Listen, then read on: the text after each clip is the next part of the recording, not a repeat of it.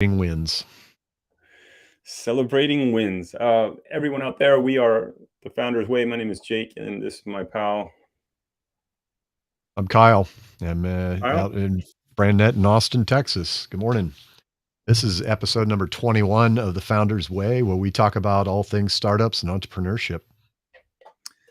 And that's exactly it. We are interested to talk about startups, businesses, and challenges. And Kyle, what was your interest to talk about today? Well, I was thinking, it's been a couple of weeks since we've caught up. I wanted to hear what's going on in your world. I think focus was celebrating the wins. I think that Um, keeping optimistic and courageous and determined when you're running a business is essential for success, and part of that is celebrating the positivity of it all. Yeah, so as you know, we're an early stage fintech in the equipment finance space that's going after setting up customized finance programs for sellers of equipment. And I've gone through a difficult period where my development was just taking a really long time, but it appears to be pretty close to launch. And I have a Nice. few potential partners that are interested.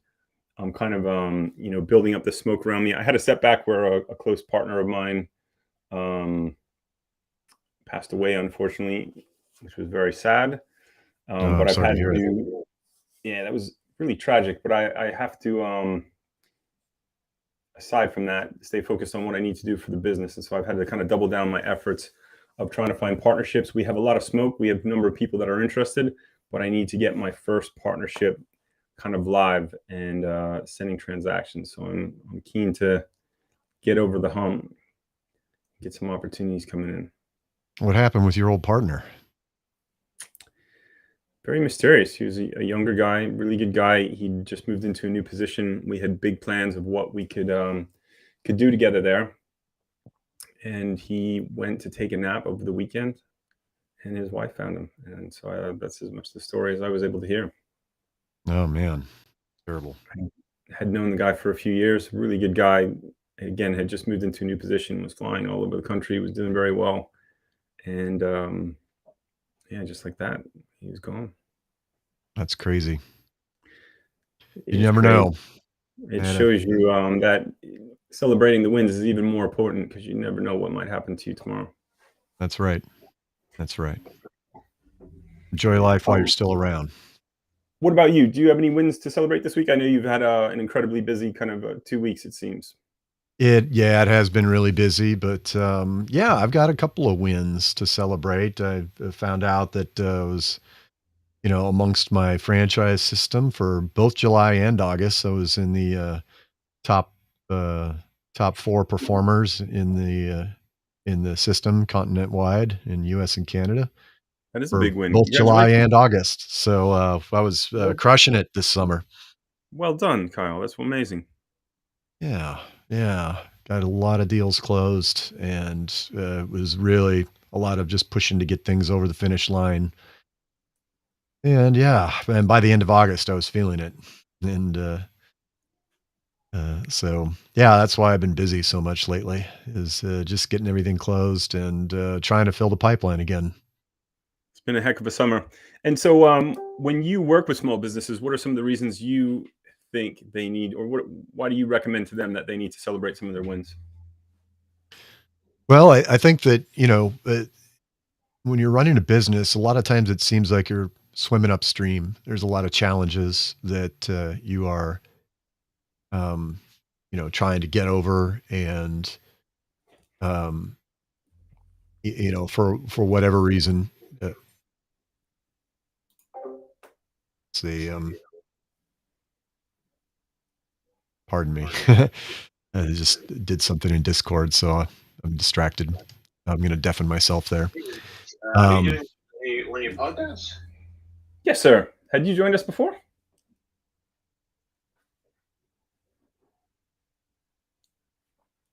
I think you're muted in Discord. Why don't you unmute there? Yeah. Had you joined us once before? Yeah, a while ago. Metadoc, if you remember.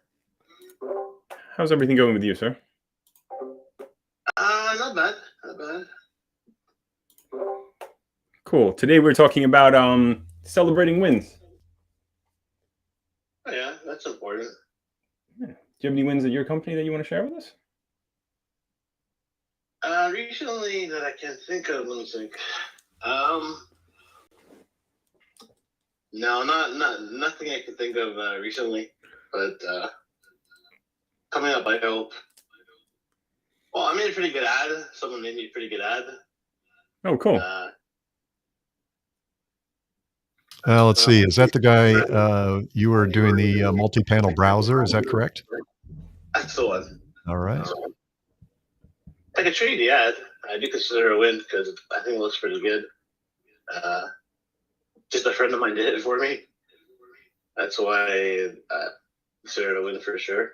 I put it in the co-working chat. If you click on the open chat, you know.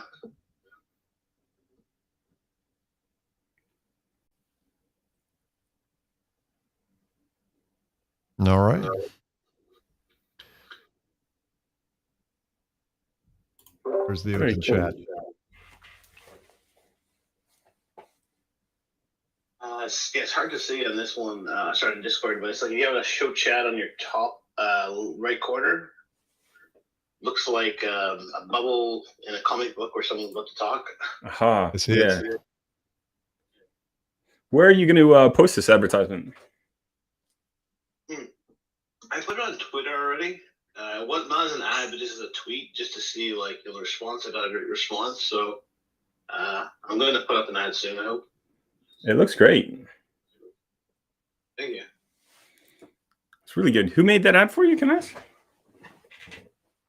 Friend of mine, and believe it or not, he just did it on one of the generator sites. He didn't even do the video editing himself. I mean, that looks amazing, actually, for something your friend knocked together for you.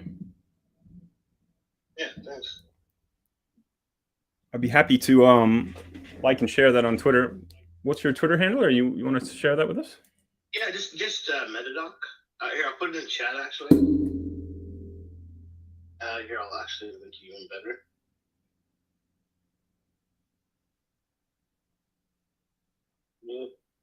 Yeah, so just Metadoc. Yeah. Oh, there we go. I got it. That's my Twitter handle, and it's like my second post or something. Well, I will go. I'll go like and share after this session with Kyle. And Kyle, did you have any other thoughts on when you speak to people in the franchise space? What are some of the reasons you encourage them to celebrate their wins? What does that look like along the way? Well, I think that when you're getting started out in any business, first of all, it's kind of a long slog to get to cash flow break even. It's the valley of death, we call it. And it's, from day one in the business when you're excited and you get trained up and learn how to run it. And then you go out there and you start doing the things you're supposed to be doing, priming the market with marketing, hiring people, doing capital expenditure, getting customers and servicing them. And you're doing everything right and you're still not profitable. And time ticks by and it seems like you're just sort of crawling out of the hole very slowly, one foot at a time. And so it's those cumulative wins that add up to success, right? But each one by itself just doesn't seem like enough. But I think each one is worthy of celebrating because it's the thing that keeps you going. If you just add success upon success, you're going to get there, but it's not going to happen overnight. Is that a common place that these kind of startup franchises that you work with reach, where they're kind of successful, they're not quite bringing enough revenue, and they need to tighten the screws down and get things up and running? Is that something everyone goes through, or just some of them? Yeah, I think a lot of people do that. Franchises are not, but especially in franchises, because you have an expectation about when you should be profitable and how much capital you have put in. So knowing that creates this expectation, right? Versus sometimes when you're doing an independent business, you don't know what you don't know, which can be powerful in its own way. You just keep chugging along until something happens, right? I'm sure you know what that's about. But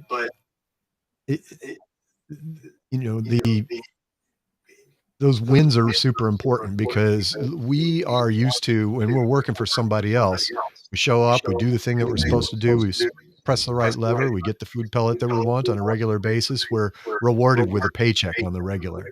That doesn't happen in business. You have to prime the pump, and that could take 6, 12 months before you start to see anything coming out the other end.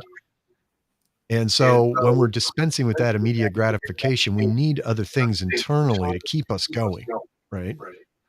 In the face of what seems to be a really adverse condition. That's why celebrating the wins are so important. I think that's really good advice.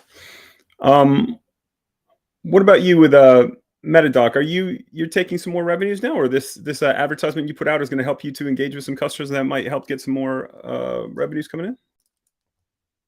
I'm hoping so, but for the most part, I mean, I'm trying to grow organically, so that's really the difficult part with my business, and that's taking me a long time, you know. Have you marketed on LinkedIn?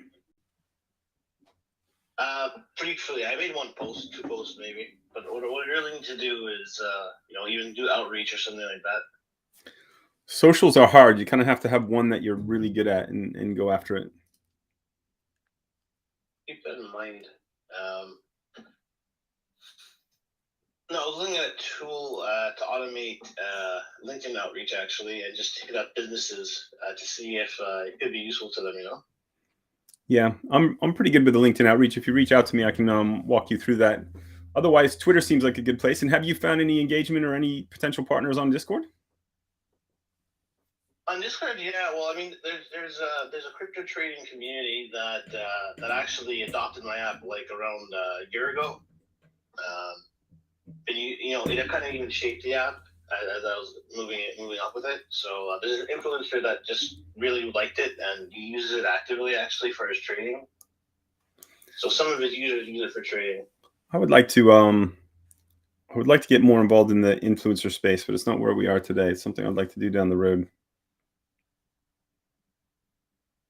Yeah, I also tried influencer marketing, but the problem is that it's hard to get through to these people. Like, I think I need to learn email marketing in my case, you know? Yeah, I think for you have kind of a niche market that you're going after, so you really need to find where those people are. Yep, that makes sense.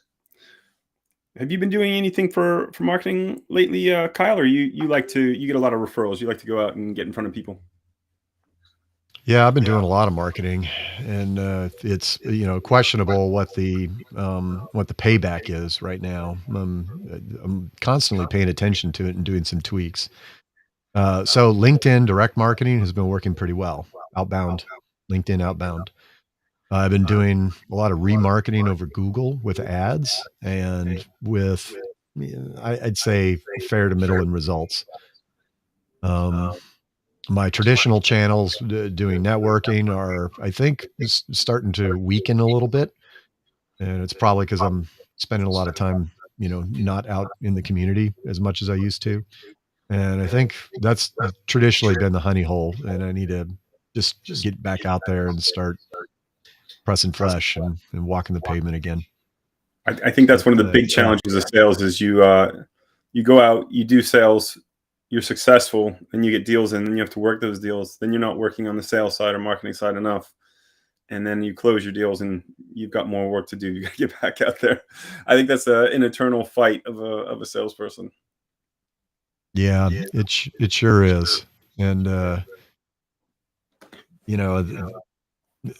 find that actually doing the LinkedIn direct outbound marketing has been really helpful in maintaining a marketing process while I'm working a sales pipeline.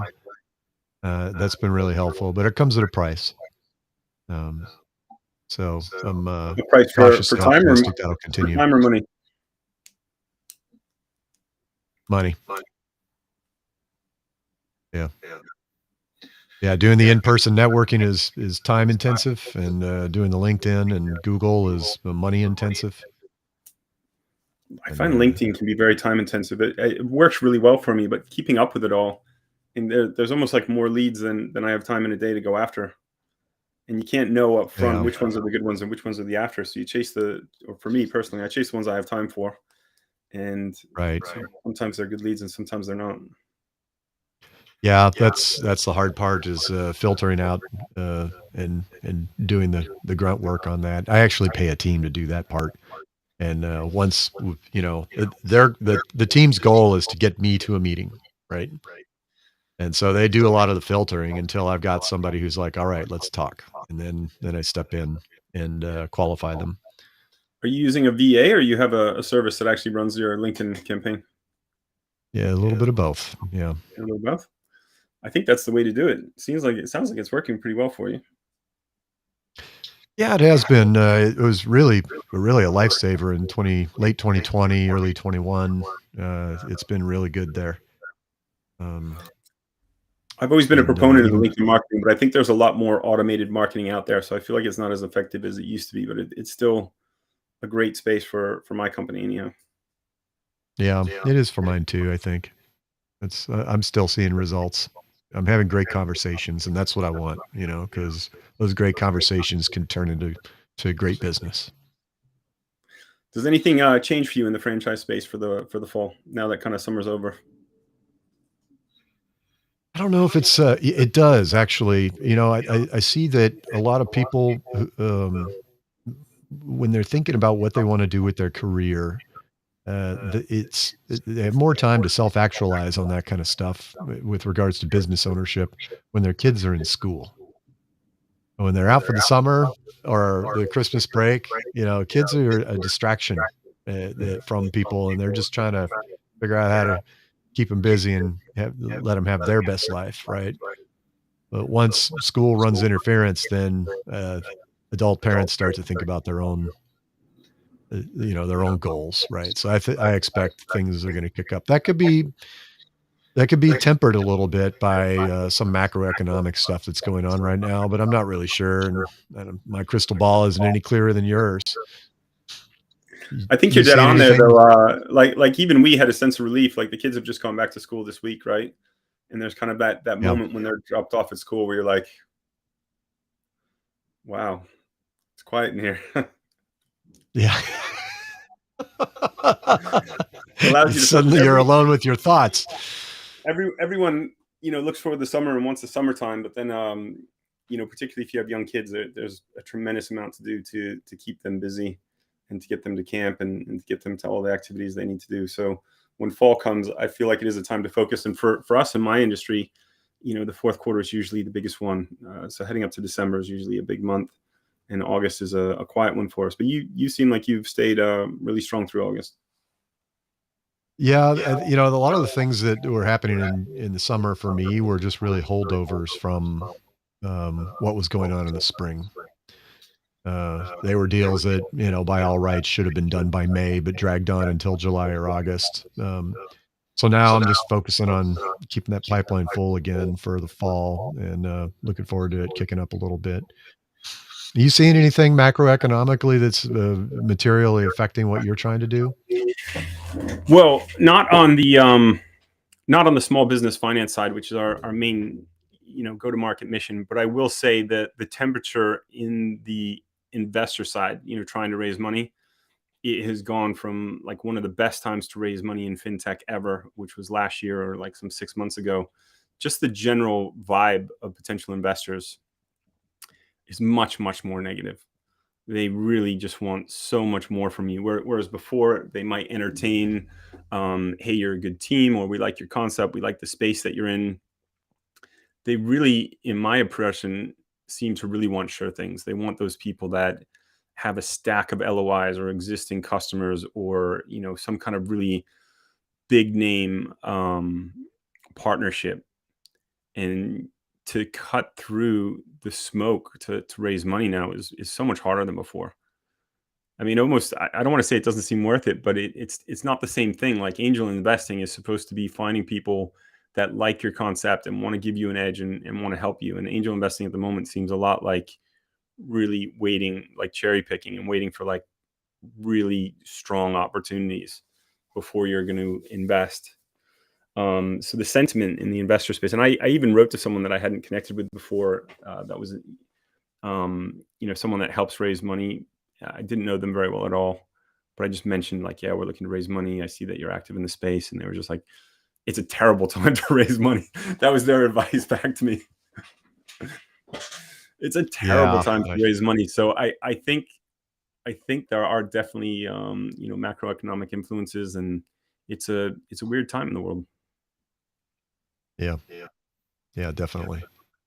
But I think you've spoken before that can help you in the franchise space, right? Like sometimes in low times or in recessions, that's when people get it together to go try to find a better opportunity and to go their way. Yeah, that's true. I think that that is typically the case when people are losing their jobs and they don't want to go back to work. That doesn't seem to be happening right now, but what is happening is that we've got rising interest rates. I worked with a client just the other day that had expressed some concern that SBA lending was starting to get a little expensive because of the prevailing interest rates, right? Which is usually, prime plus a certain percentage, and prime is rising. So that's going to affect you directly because a lot of your customers will get the SBA loan. Yeah. Sorry. Go ahead. What was your question? Well, sorry to interrupt, but I'd like to tell you something that I learned from like the crypto community, that basically because we're going to have like this fight of, okay, so in the United States, they're going to put up the interest rate, right? Because someone else did. I think it was the UK. I think they put it like, 50% more or something, 0.5% more or something like that. There's going to be this fight. And so what might happen, I'm not going to say it's going to happen, but what happened is the interest rate is going to constantly go up until the US is at like a higher interest rate than anyone else, basically. And this is just to make sure that with inflation, just to make sure that the value of the US dollar does not go below, say, a certain amount. So this is what might be happening. This is what I'm hearing from the crypto community, people in finance, I suppose. Well, I think you're correct, right? I mean, they've got to take action to deal with inflation, which is worse than we've ever seen in our lifetimes, and maybe worse than what's reported. But some of the actions they need to take are going to hurt the economy. But we can't live in this space that we've been in where they've just been printing money. I mean, we hit hard times, and so to prevent recessions and depressions, they've just started printing money. But it's kind of like they never really tapered off of it when things were good. So now we're facing a devaluation. I think that the euro went below the value of the dollar recently, which is really kind of surprising. Yeah, that's correct. Might be related to the interest rate, though. I'm not sure. I think they hiked it again recently, right? So are you, in addition to working with the crypto traders, are you active trading cryptocurrencies and foreign currency? No. I mean, I was learning a little bit recently, but no, I'm not very active. I haven't really traded. No, sorry, I'm very active. I'm not active. Yeah. I think that's the right decision to make in these kind of unsure times. Yeah. I was pretty active in crypto for a while, but I quit doing that last year, and it was a good call. Oh yeah. Yeah, I mean, things dropped. It hit a height of like 40 grand or 45 grand, but then I think it's been holding steady. I haven't checked in a while. I used to check because I found it fascinating. What's a Bitcoin go for now? Do you know? No clue. I thought it went down watching it. Around 20,000. Probably around, yeah.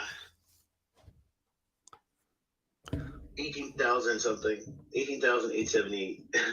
I'm not an investor, but I do like to read about everything that's going on with GameStop and Bed Bath & Beyond. There's all these short squeezes and like manipulations in the market. I don't know, man. It could be illegal, but it's just how it is. Like, if you have $50 million and you invest something, the price is going to go up. If you take out $50 million of stock in somewhere, the price is going to go down. It's just and it's going to go more than like anything else. So. But it's kind of like the casino. Like some of the people that are supposed to help regulate that space are influencing it. That doesn't seem like the way it should be. Yeah, the people who have this have billions of dollars. Not millions, even billions. And they're messing around with the market that way. But we are not so much a cryptocurrency and trading podcast. We are more about startups and entrepreneurs, and we have real business. A few business you actually have to work for. There's a few viewers over on Reddit and LinkedIn. If anyone has any questions or wants to say anything about startups, entrepreneurship, or small business, please hit us up with any questions. We appreciate having you on board with us today, sir. And Kyle, as we hit the top of the half hour, are there any other thoughts or questions you wanted to hit today? Well, do you have a win you want to celebrate recently? I have a few potential partners, so I have some wins on the way. I'm just trying to build up my potential partners until they turn into actual partners. My dev has taken an extremely long time to get finished off, but it is somewhat close. It's not finished, which is I would have rather it was got finished a couple weeks back, but it is getting close. And as soon as I can finish off that dev and get even just one partner,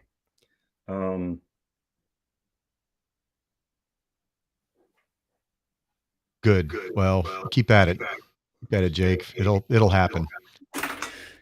We're close, sir. We are close. Hey, Kyle, we are still filling out our platforms, guys. We have messaged some of the mods over at Discord. We're seeing if we can get in the calendar to post an actual event, and we want to post an actual event to LinkedIn, but we're going to come back every Wednesday at 12 Eastern, 11 CST, and we're continuing on with our podcast about entrepreneurship, and we'd like to take it up to the next level. So if you have any feedback for us or can help us out with some upvotes, we certainly appreciate your time and your listenership. All right, man. Yeah. We're at the top of the hour. It's been good. It's great catching up with you. I'm glad we all got some wins we can celebrate, and we'll keep plugging away. Kyle, it's always great to see you. Thank you for joining us today, and we will see everyone next week. All right. Have a good one.